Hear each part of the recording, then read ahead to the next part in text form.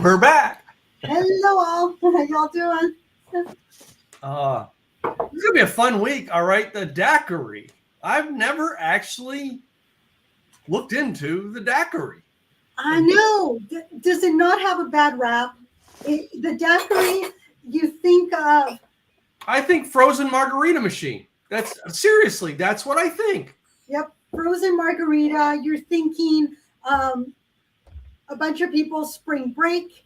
You're thinking, drunkenness. You're thinking all these things about the daiquiri.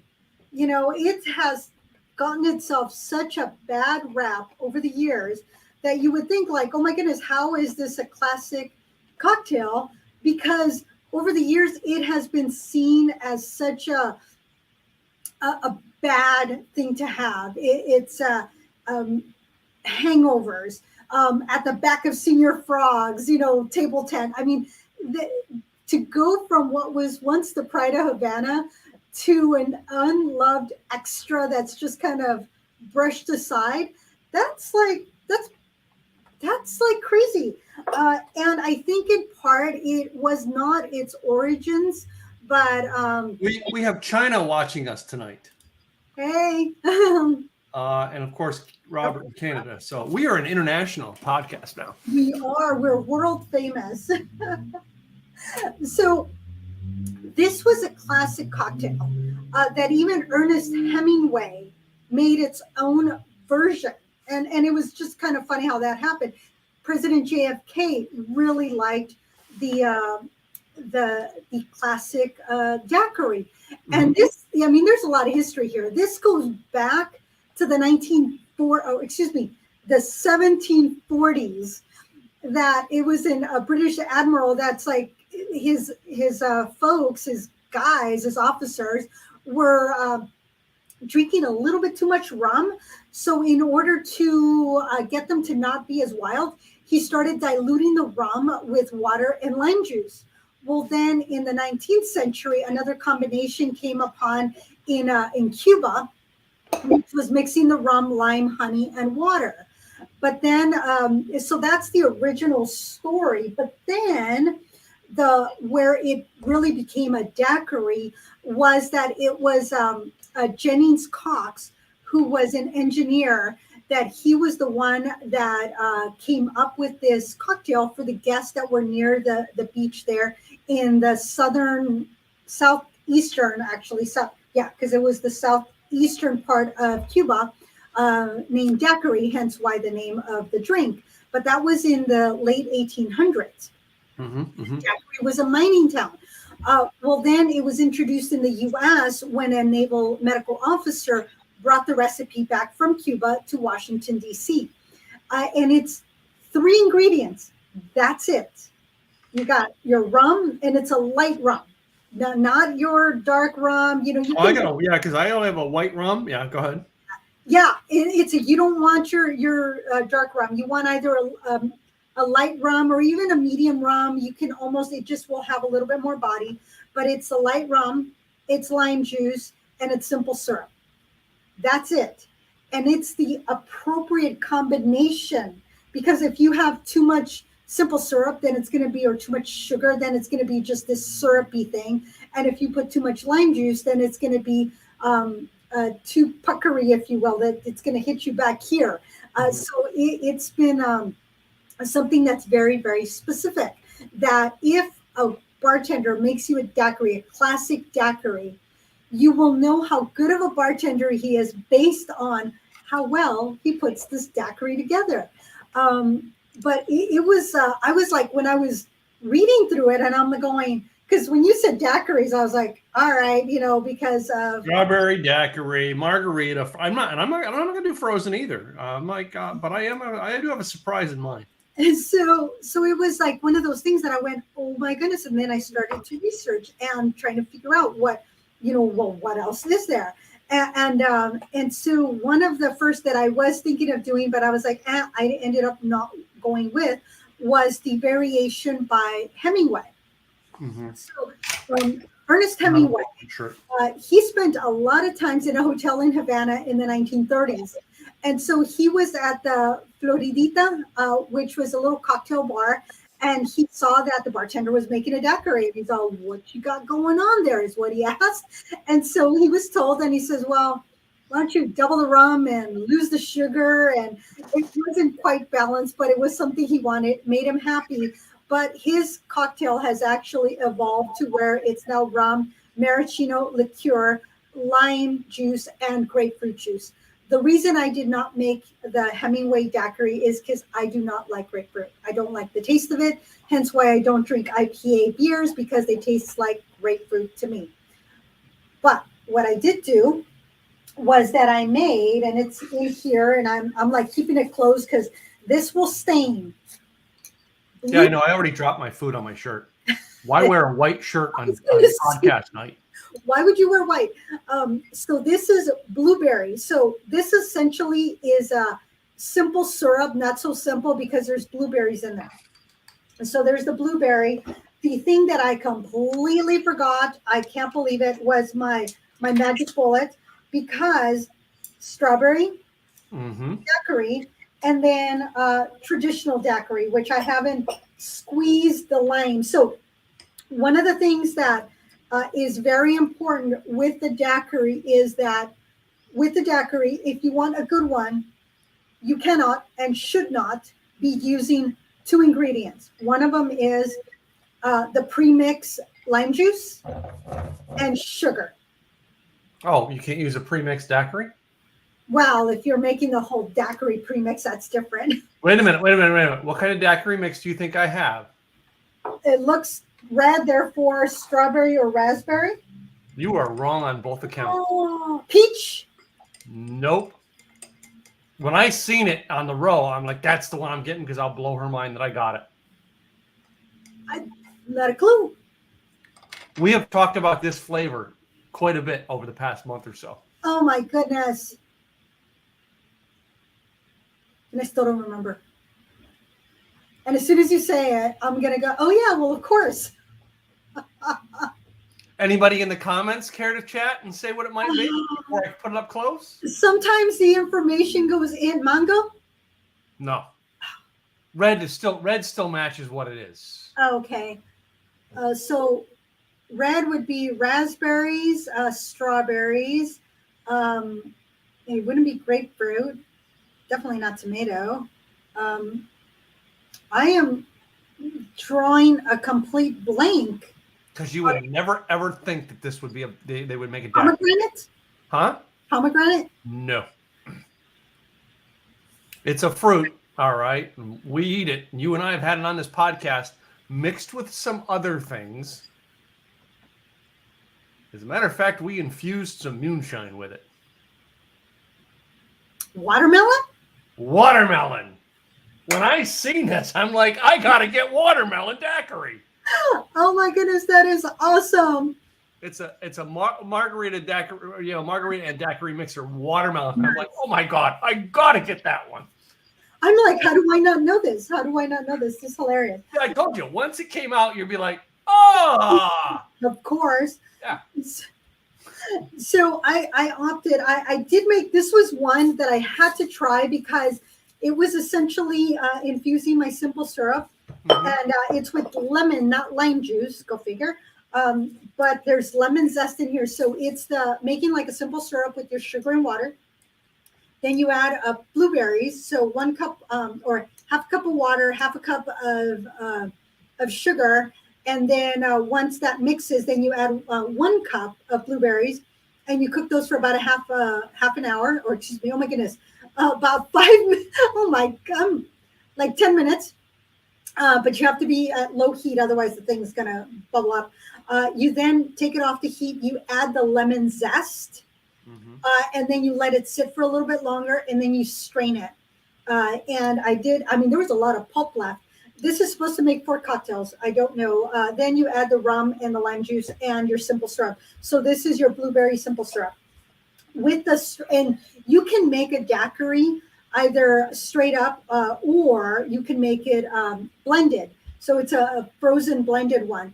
What I was going to do is I was going to make a frozen strawberry one, but the smart one forgot my magic bullet. So the next best thing is to muddle it it's a little different. You're not going to get as much of the strawberry taste in there, but I figure I might decide to try it or not try it. I haven't figured that out.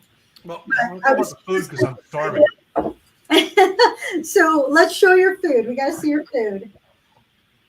I already poured my soy sauce on, but I've got me some what's left of it sushi. Nice. Right?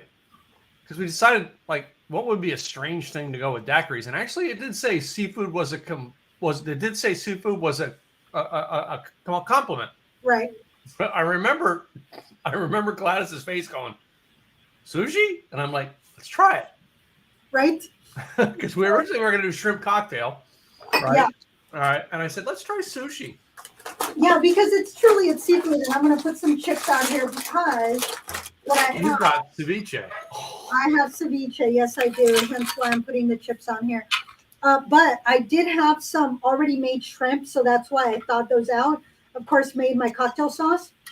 But ceviche, this particular ceviche, I did not make the ceviche. I added the avocado on top because got to have avocado because of the color. But what happened was on Friday, there was music going on. And we're like, music? What's going on? I hear music. And it was mariachi music specifically. And so it's like, well, let's go check out what's going on. So, took the dog, went for a walk, and here's the mariachi was on the front lawn, but there was one trumpet player that was right on the corner. And so then they were playing, and then he was answering. So it was really cool the way they were doing it.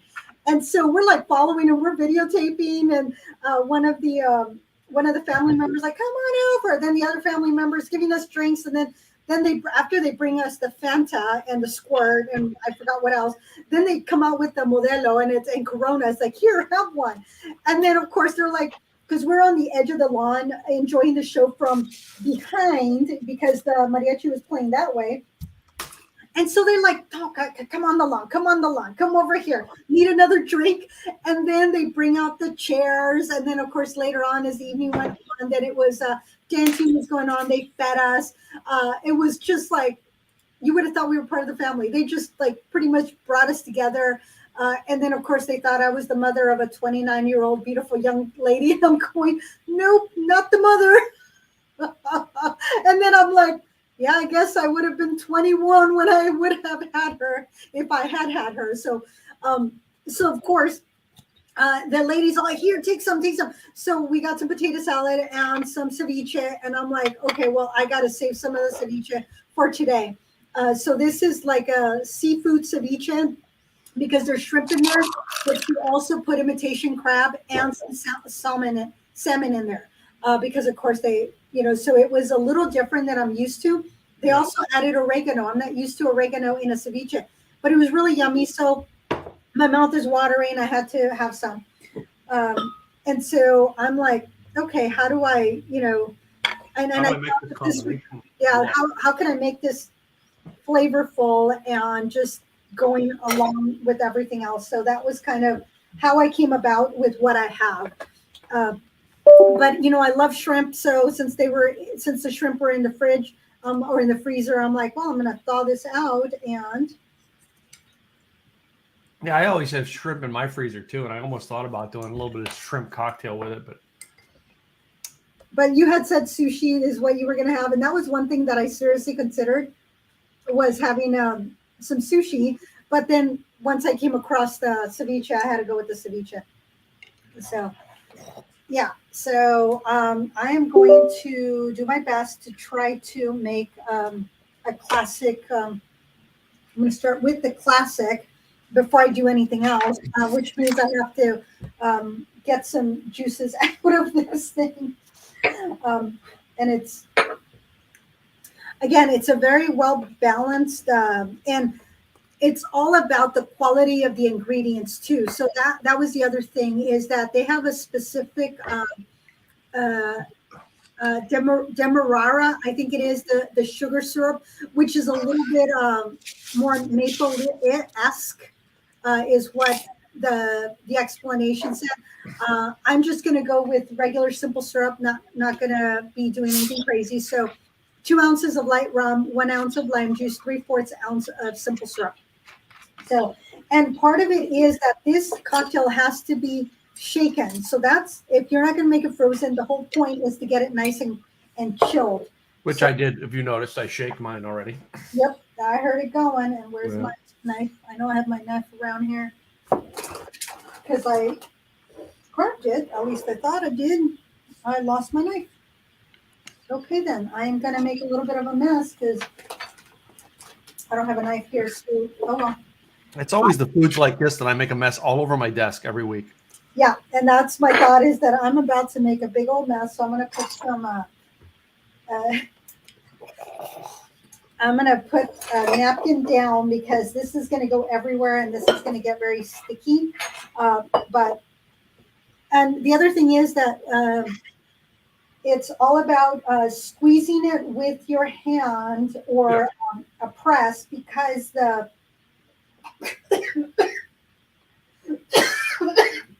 Give me 1 second. So yeah, Facebook user says, I think this is Dennis over in China.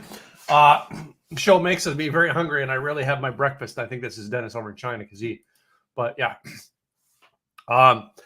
You think it makes you hungry, Dennis? Like half the afternoon, we don't eat waiting for this show, so we're starving by the time the show comes on. I got a real kick of wasabi there on that last bite, so I know I feel you, girl.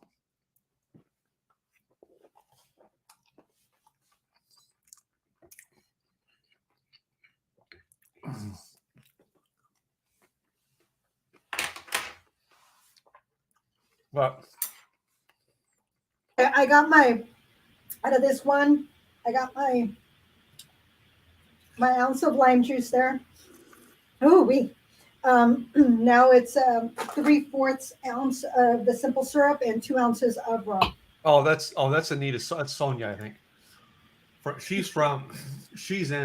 Sonia is in Bali, so. Oh my God. We really are going around the world with our podcast now. We are. I love Bali. 2016, I was in Bali. Absolutely loved it.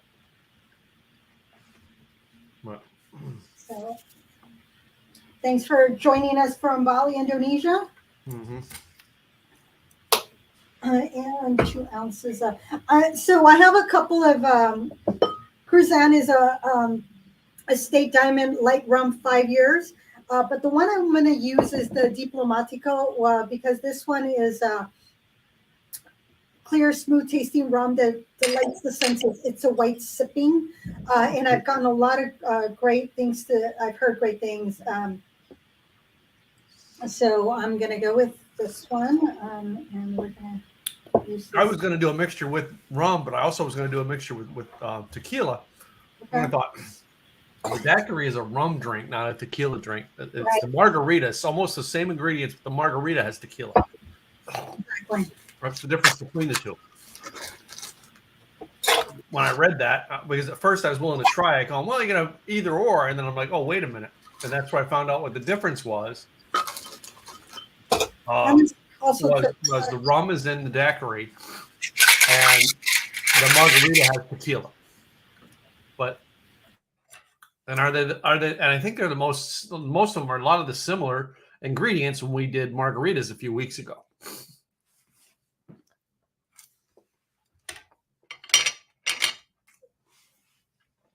Anyway, so part of this is how it's getting that chill from the ice. That's so important. Yeah.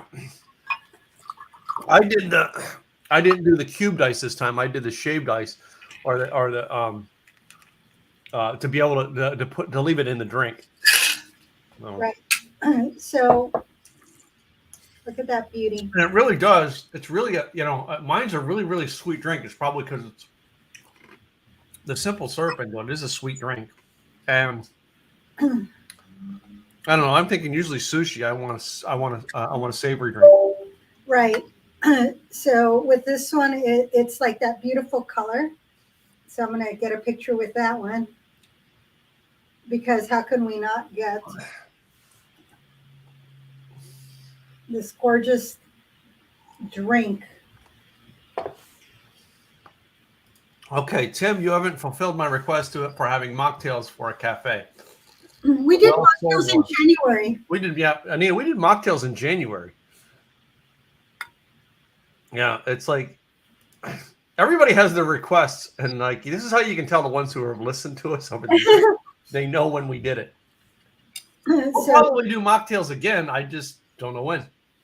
Yeah, and January is a great month to do it. January is usually the month to do it, but I'm having sushi. I had a couple rolls, Anita. Or Sonia. Oh, I just made mess all over my desk by trying to do that. I am not good with chopsticks. Oh. So this goes very well with ceviche. Does that? I would think it would go better with ceviche than it would. Just trying to clean my keyboard before it gets too dirty. And I had it straight up. I added a little bit of the avocado, but I want to have it with also because the chips here, and you can do chips or you can do crackers with ceviche, but chips is just the more traditional way, in my opinion, to go.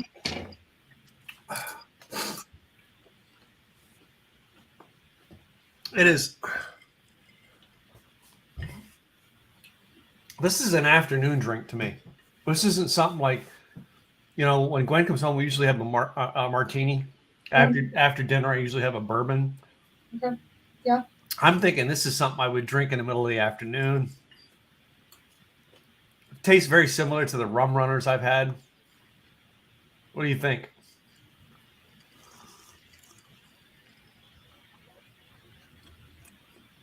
It is so refreshing. This can stand on its own. It doesn't, need anything else with it. Well, it's there's a lot of things this can be paired with. Absolutely.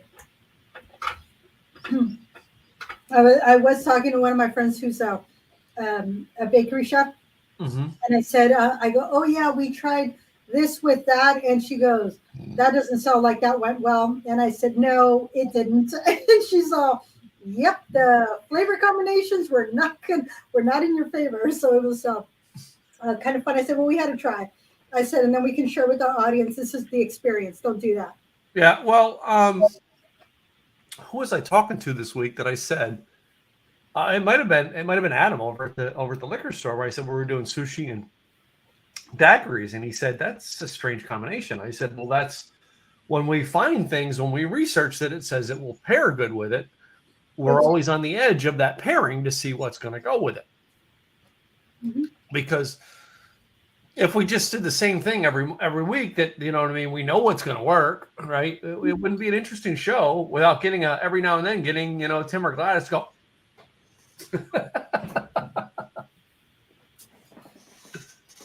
Making me make a face or making me go, oh, make a mess. Yeah.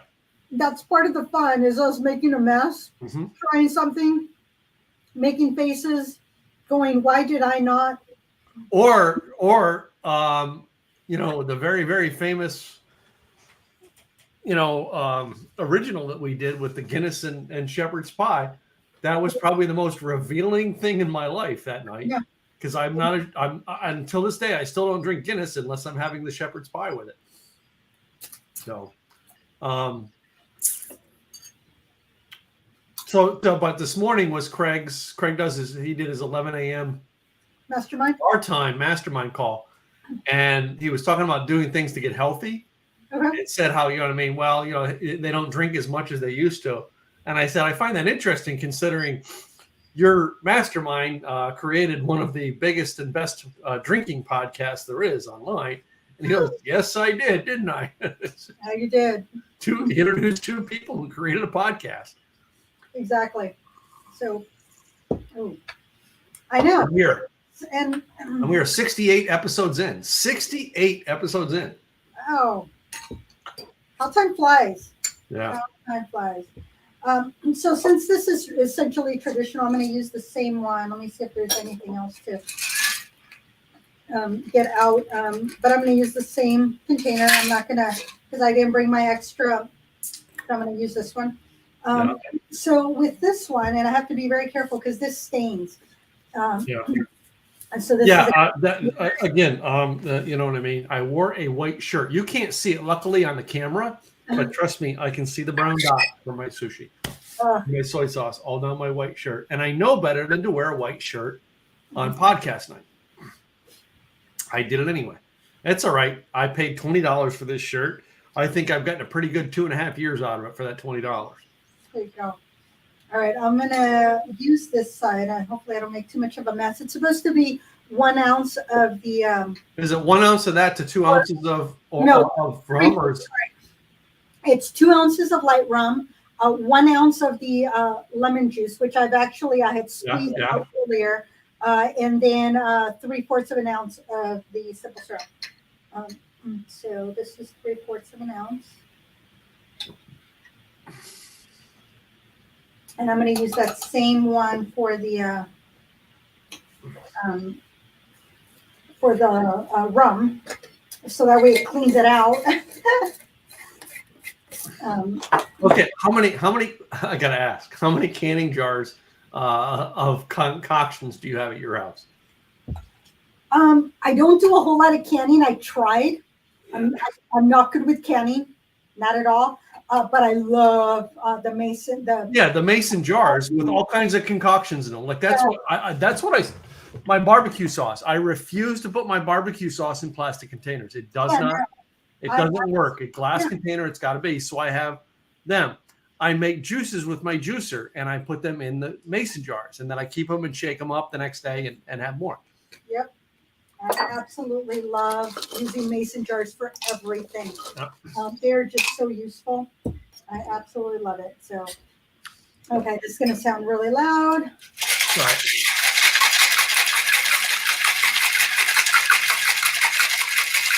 We gotta shake it. Gotta shake it. Gotta shake it. Gotta shake it. At least 30 seconds. And you can tell because it starts getting really, really cold. Right, I want you to shake it like that, and I want you to say 30 seconds. 30 seconds. You ready? You ready? Hold on. No, hold on. Go. And 30. Gotta shake it for at least 30 seconds, y'all. And you shake it sideways, not up and down. Yep. If you shake it up and down, then you got this blah, blah, blah, blah, blah, blah, blah going on. If you notice bartenders, they shake back and forth, back and forth, back and forth. That, you missed the point. I wanted you to shake it up and down and say 30 seconds. Never mind. I will show you the clip later. Okay. So, and I will say that this, unlike the last time I did the blueberry lemonade, this time my blueberries filtered beautifully. Last time I had to filter like 3 or 4 times. This time I just strained them one time and I got no pulp out. So that is beautiful. I love that. And then of course you make it look pretty because you always got to make your drinks look pretty. So I had cut some, and I couldn't get too much of a lemon rind because I had zested the lemon rind, so I didn't have enough to. Hopefully, I don't step on that blueberry later. And I probably should have put one on this side. Let's do this. Okay. So, and make it look pretty through. There you go. There it is. Oh wow. Does that not picture? Look Yep, picture. You got to get a picture of that one for the page. And I'll put the Diplomatico behind it because that's what I used. And I should probably make it a little bit shorter. And get a picture of that. Because you got to make your drinks look really pretty because that's part of the fun. And see if I can get that too. Tells me to move further away. It wants to blur us out. It's just such a gorgeous drink. So, cheers. Cheers. Oh, there's a little tanginess in there. Mm. Well, that's what mine has, and to me, that's a part of the daiquiri. Is it's sweet, but it's got that little like bite of tang. And there should be a little bit of tang in there. Yeah.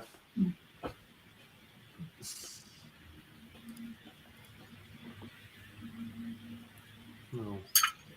And of course, one of the more well-known rums is Bacardi. Do And you have Bacardi? I do not have any Bacardi. Sorry, I Bacardi. still have this one from a couple months ago. We did this one. I still have it. It's from here in Texas. Okay.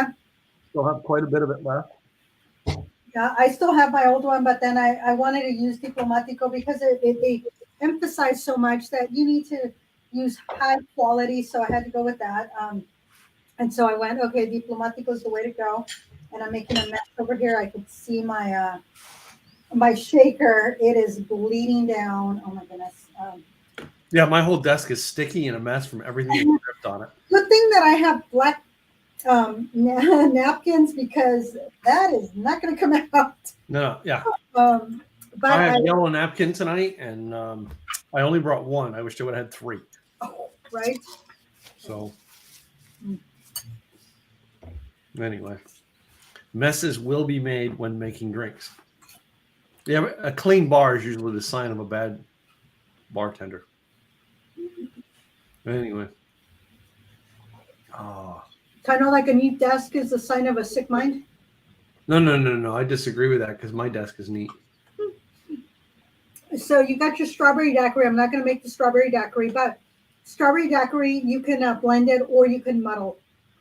And you're doing, with strawberry daiquiri, you're doing 1 ounce of simple syrup, 3 ounces of lime juice, 1.5 ounces of rum, and 4 to 5 large strawberries, and a cup of ice.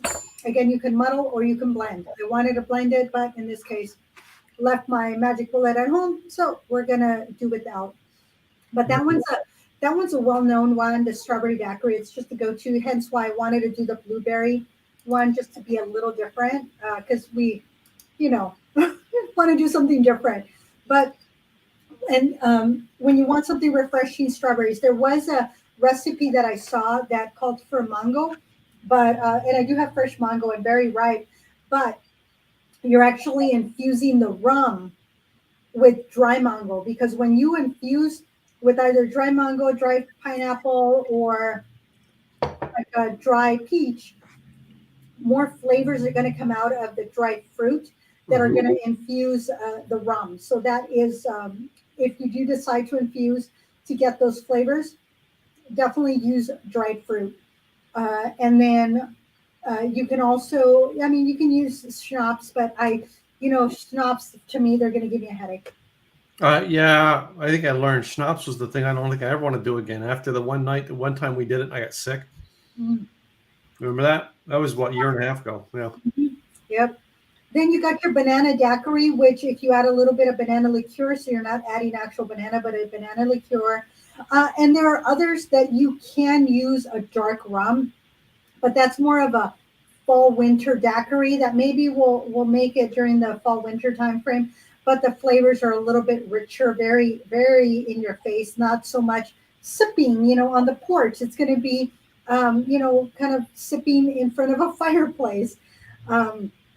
Then you got a deadbeat daiquiri that was made in New Orleans, where they're just throwing a bunch of stuff in there. To me, that's considered jungle juice when you start adding a lot of things. And then there's also the Golden Glove that was made at the same bar, La Florida, there in Cuba, which essentially is your light rum, your control, so your orange liqueur, your lime juice, your sugar. So essentially, it's your traditional daiquiri with control in it. Okay. So that's what it is, and that's your Golden Glove. I would think it would give it a little bit more of a orangey, because it is an orange liqueur that's being added. So it's going to be a little different. Yeah. So you can play with it, but start with your classic before you do anything else. Truly ask for a traditional. And I would start with your traditional versus the frozen, because you can have this frozen, but whenever you have anything frozen, the taste is going to be different, in my opinion. But definitely, if you're by the pool, a frozen daiquiri, oh yum. But I do like the way the blueberry tastes with my ceviche. It comes out very well. And what I haven't tried it with is my shrimp, my peel and eat shrimp. Uh,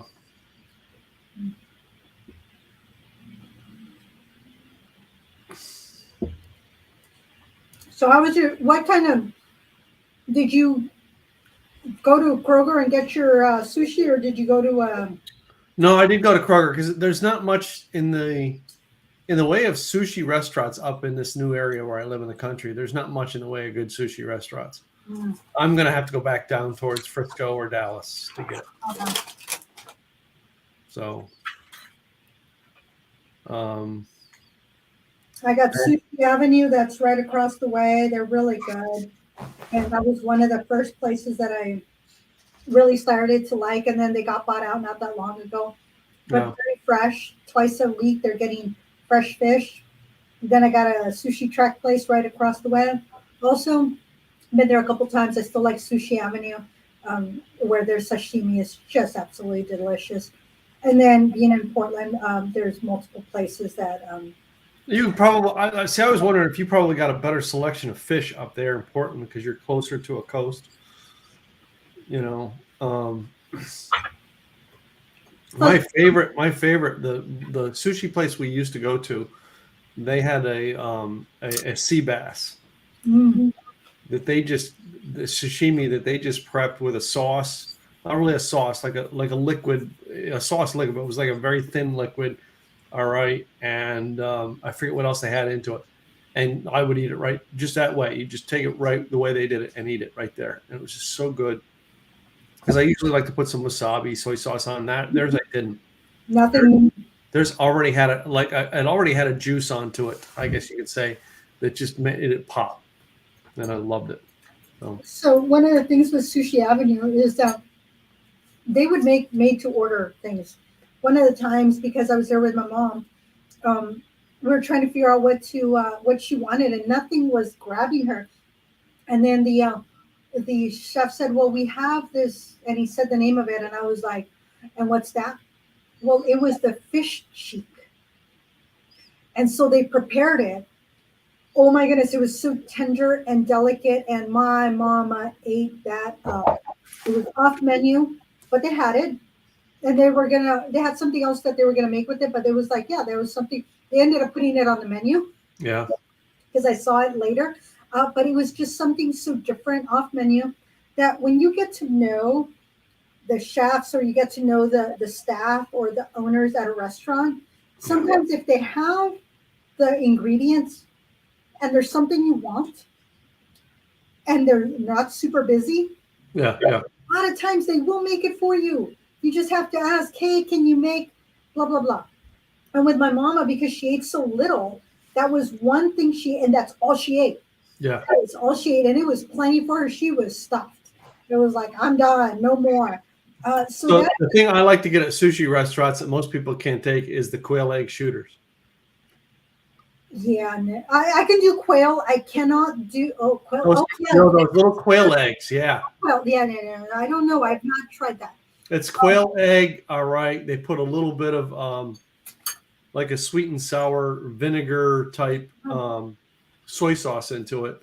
All right. So it's almost like a shooter because it's like injected to the bottom, and they poke a hole in the shell to do it, and then you just shoot it like a little shooter right out of the shell. Oh, okay, fine. Yeah. And I know everybody's sitting there going, "Oh, you're eating the poor quail eggs." I'm like, no different than chicken eggs, my friend.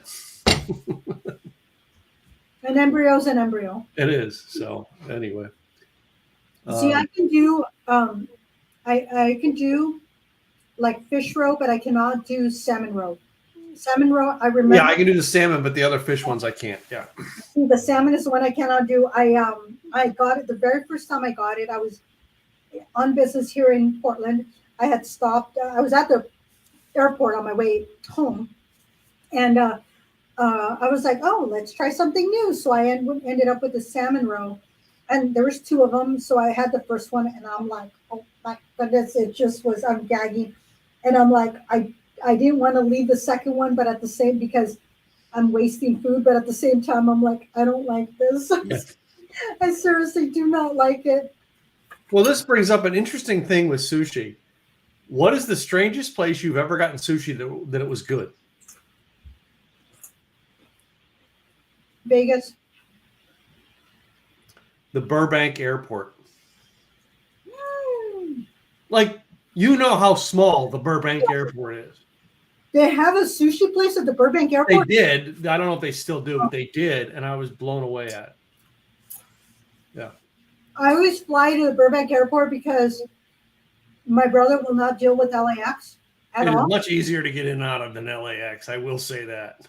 So one of the times that I went to visit him, I told him, okay, LAX, and he's like, LAX, blah, blah, blah. He's going on and on and on, and he's like, Burbank, and he's giving me all the reasons he's going on. I'm like, okay, I'll switch it. He's all, and he actually said, I will pay the difference, but going to Burbank. And I was like, okay. It ended up being like $20 cheaper to go into Burbank than it was to LAX. He's like, he will not, even though LAX was closer to where they lived, he would rather, traffic wise and getting in and out, Burbank was the way to go. He's like, LAX, nope. And now they're farther away in Ventura. They still, the last time I flew in, it was into Burbank. Burbank. So the most unique thing I ever had happen while I was getting sushi was our regular sushi place when we lived down in Irving, Texas. Our regular sushi place was next to where the Byron Nelson golf course, where it's right next to where it's held. It's a shopping center right next to it. And we go there. We used to go there all the time. And the chef, the owner, knew us very well. Well, we had like this, when we came in, we got this secluded corner. That's just the area where they would sit us on. We come in one time and the secluded corner is taken by one person sitting at a table that normally we would get to sit at in the hidden corner. So we go to our other place. We're sitting in the middle of the restaurant, different than I expected. And I'm just looking over to find out who this guy is because it's kind of dark. And I'm looking and I'm looking and I'm looking. And finally it hits me. And I say to my wife, where's the band the Eagles playing tonight? So everybody looks on their phone to try to find it. Sure enough, the Eagles are playing in Dallas that night. Guess who was sitting at that table? Lead singer, drummer, bass player. The bass player, Timothy B. Schmidt from the Eagles, was sitting at that table. And I'm like, I got to find out. So I just get up and walk over and I go, sir, I can't help but notice you look an awful lot like Timothy B. Schmidt from the Eagles. Because from a distance, you know what I mean? And he goes, that's probably because I am. Right. And I said, I'm a big fan of your work. I know your journey in music. I said, I know you went through an awful lot in music, and you're great with the Eagles, and you've gone through a long journey. And I'm total respect of your work. And I'm like, you know what, sir? Just stop by my table and say hi on the way out. I appreciate it. I don't want to interrupt your dinner anymore. Right? And he goes, thank you. And he sits down and he eats. And he comes by the table on his way out and says goodbye to us. He was really nice. Stopped by the table, said goodbye to us all, and thank you so much. And we're like, thank you. I mean, enjoy your evening, and it's just mind blowing. You know what I mean? Of all the members of the Eagles, he's the least famous one. Right. I was going to say bass players are always the least known. So no matter what band. Oh. Yeah. Well, the Eagles, their original bass player is like he's been out of the spotlight for years. He's got ailing health problems, right? And their bass player, their original bass player, had a very high voice, and he sang the song "All Right, Take It to the Limit." Oh yeah. He's the guy who really goes up there with the voice, taking it to the limit. And then they, you know what I mean? When he left, they hired this other guy, Timothy B. Schmidt, who basically was a $300 a night bass player, or $300 a week bass player back in 1978. And then he gets signed on with the Eagles, right? And now he's well known as one of the Eagles bass player, and he only has one famous song with the Eagles that he sang on. And other than that, he's been a bass player. Well, when the Eagles broke up, he was like pawning himself out for whatever work he could get. Mm. You know what I mean? I don't know if you know Don from Craig's group, Don that played bass with the Air Supply. Same way, they pawn themselves out to any work they can get. Right. Right, and that's the way he is. He pawned himself out. I mean, but he's done bass and backup singers on like Twisted Sister. Oh wow. Like the stuff he's done, he's not credited for, but I know the stuff he did. And I'm like, total respect for this guy. He was a guy who hard knocks it way. And I remember when they did the interview of him for that one movie they did, and they're like, you know what I mean? They asked him a question about fame, and he said, "Listen," he says, "I had to do my own dishes before you came today." He's a very humble guy. I had to do the dishes and clean the carpets before you showed up to the interview today.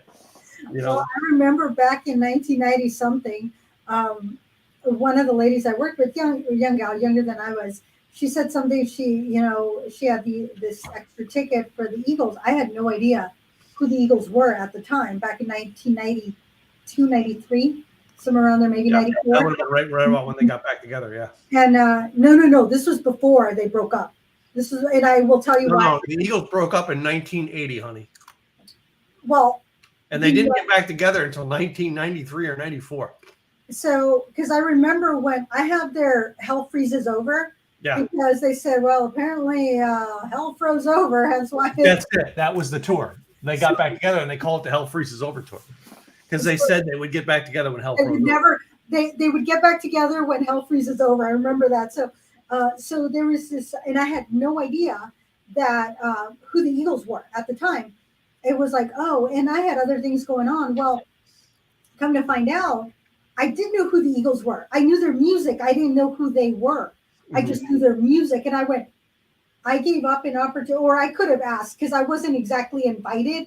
It was just a statement that was made. But I think if I had clicked young gal at 22 years old to go, or 21 years old, whatever it was at the time, it was like, I would have said, I will buy that ticket, and I would have gone, because it was like, it's the freaking Eagles. Didn't realize it. Well, it wasn't until 2015 or 14, somewhere around there, that they came to Portland. And I went to see them, and somebody said to me, "Oh, you're going to the retirement tour?" And I was like, retirement tour or not, I missed going to see the Eagles once. I am not missing them again. So yes, I went to the retirement tour and I got to see the Eagles, and they were still as amazing. And I have like 3 of their CDs, and Hell Freezes Over was one of them. Yeah. But I remember that. It was like... the Eagles are the only band that would not... them and Led Zeppelin, they would not license their music for movies. Really? I did not know that. And that was one of the things that, for the longest time, why I didn't want to dilute my brand, and I wouldn't do those, what do they call it? The compilation books, because I didn't want to dilute my brand. So I was trying to make, I only have my stuff available on my stuff. And that's what the Eagles did, and realized it over the years. Yeah, they've never licensed their songs for a movie. They've had clips in movies, and their songs have been in movies that other people have sang. Oh, okay. Yeah. So, but anyway, that's just, the way their stuff is. I just never knew that until I found out later on in life. There are some bands that are just absolutely amazing, and people, I don't know that they realize how amazing some of these groups are. But yeah, love the Eagles, and glad that you got to meet the bass player. Yeah. Yes, bass players. I have a friend, Ruben. He's a bass player. Yeah. Yeah, and so it's like, oh yeah, nobody knows the bass player. Bass player? Who's that? No, that's right. My daughter reminded me. So my daughter moved back down here this week, and my daughter reminded me, because I'm a big fan of Styx as well, and she reminded me of the time that she went to see Styx, and she came to my work to offer me a Styx ticket to go with her, and I couldn't. Mm. I mean, since then I've seen Styx, and I've got my picture taken with Styx. But anyway, it's just life. So, Daiquiri Week. How did Daiquiri? Wait a minute. There was one thing we were supposed to do in Daiquiri Week. We were going to do a dessert. Do you remember? Did you get the dessert? No, I did not. Peach something or other. It's Peach Ice Cream Day. I didn't get peach ice cream. I did look for it briefly and I didn't see it. And then I'm like, oh, I got a raspberry sorbet, and I'm like, that's not peach. So I left it in the freezer. Okay, I had a small dish sitting out in the freezer I was going to get, but now that you don't have it, I just won't do it. Well, you can have it and then go, yum. But I will tell you, it will not go with the daiquiri. It's that sweetness of the peach. Yeah. Unless you're making a peach daiquiri, Yeah. it will not It's go. not going to be a good combination. I can see that. No, it's going to be that clash like we did last week where we were like, oh, yeah, that's a clash of flavors. Yeah. I think what we have was a delicious combination that went very well together. We do. Can't be mad at what we did today. Anyway, it was fun. I got to go clean up. I got to clean up the desk now and the screen and the keyboard and the. It's like I schmutzed my stuff all over the place. So I will have my IT guy coming in on Thursday to update my new computer because I got a new computer that's all foo-foo and I'm not used to it. And I'm like, why doesn't it scroll? Why doesn't it highlight?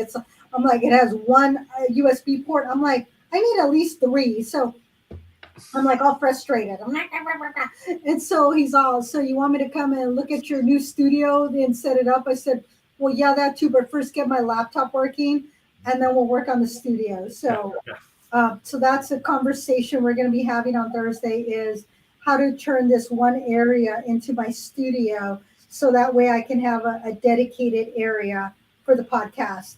What is that going to look like? Is it going to be immediate? No, but he's going to give me ideas and he's going to help me set it all up. Okay, cool. So if there's any specs, let me know. And I think I forgot to order now that I'm looking at your, did not freaking order it. I need to order that and I need to order a new keyboard and mouse. So I got to do all that together. And I have backup keyboards because my keyboard is a Bluetooth keyboard, but I have backup now because of the fact I have a plug-in in case I have ever problems again. Yeah. So yeah, I was told that I have a crap keyboard, not a crap keyboard, but a crap mouse. And I said, hey, it's originally $20. I paid $10 at Best Buy on Black Friday 5 years ago. I still have these Apple Smart Mouse things. Yeah. I love them. Yeah, it's like going, it works. I hadn't used them in the beginning, but now that I'm used to them, I don't want to go back. I love having a mouse. It is so much easier than trying to do the touchpad. Trackpad. I'm trying to figure out a touchpad. It's like two fingers to scroll up, scroll down. I'm like, why can't I just scroll? And it was like, and then you put your one finger down, you put your one finger up, you stick your finger in, and then you do it, dance it. Oh yeah, I'm just not a hokey pokey guy. Yeah, some of these new touchpads will have the apps on the touchpad. Mine's not that sophisticated. I'm like, I just need to know how to use this touchpad. That's more sophisticated than what I got, but not as sophisticated as what I'm sure. I was frustrated. I'm like, okay, I'm done. And I just shut the computer and I said, I need to go back to my old computer till I could figure out how to use this touchpad and how to get my mouse to work with it because it's not working for me. I have a love-hate relationship with technology. Wow. So, all right. Well, next week we're just going to do an old-fashioned wine and cheese plates, right? Yep. You got your wine picked out? I'm struggling because I'm debating what I want to showcase. You know, I want to do, I'm at Valley Vineyards because, of course, I'm an owner and an ambassador. So, I'm at Valley Vineyards.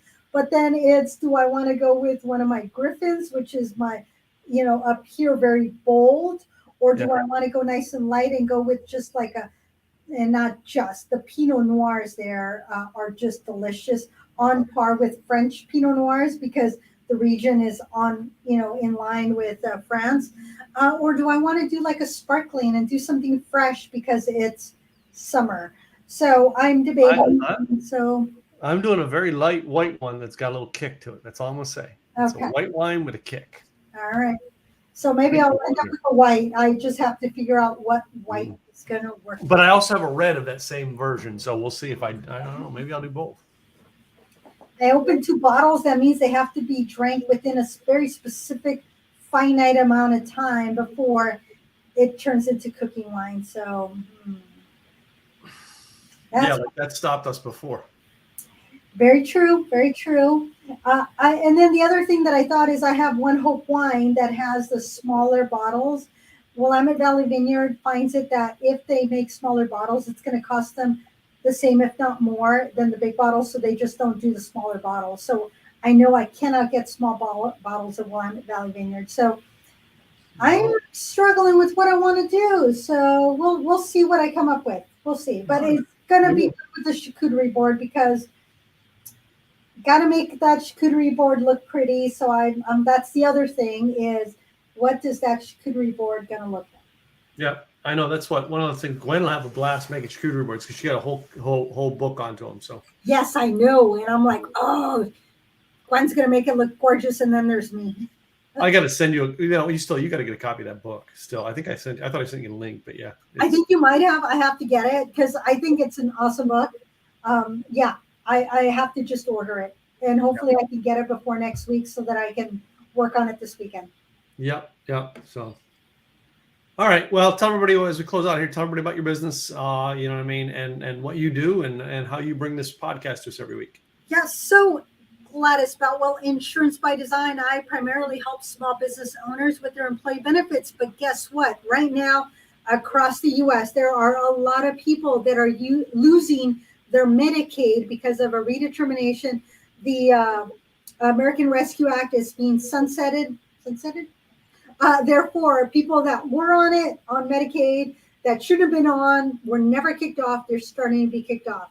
Do you need some help with that? I can probably help you find a broker. If you're in Oregon, definitely can help you with that because we are helping our individuals get coverage so that you do not have a lapse, probably ending end of August. Go to insurancedesignpros.com to check me out or go to time2enroll.com. That's time2enroll with the number 2.com to get on my schedule. Gladys Boutwell, Insurance by Design, and this is my co-host, the wonderful. I'm the guy who does websites, just simple, easy websites. Yeah, just simple, easy websites. That's us. We make your website. We do it. We found ways to make the websites, work for you, get the user experience you want, get them to do what you want. But the process to get there is simple and easy. You just call us and we make it all work for you. Believe me, he's doing that with one of my co-partners here in Oregon. He is building his website out, got the information, and so Tim's going to run with it. Yeah, don't worry about it. I have the information. We'll talk. I need more. There's always more. Anyway, it's not your fault, though. I know whose fault it is that I'm needing more information. Yeah, because you're like me. You'd have had it to me 3 weeks ago before you placed the order. We're the same way. That's why we have a podcast together. Right. When you find a business partner that is on your same wavelength, you just kind of flow together. Just kind of go with it, yeah. Yeah, I mean, you. That's the thing with Tim and me. There's certain things that we just complement each other, and other things we're just right on par with each other. Yeah, it works out just beautifully, and that's why we've been 60 some odd episodes with you, and we appreciate all of you. Thank you all for being here. All right, guys, we will see you back here next week with wine and cheese plates.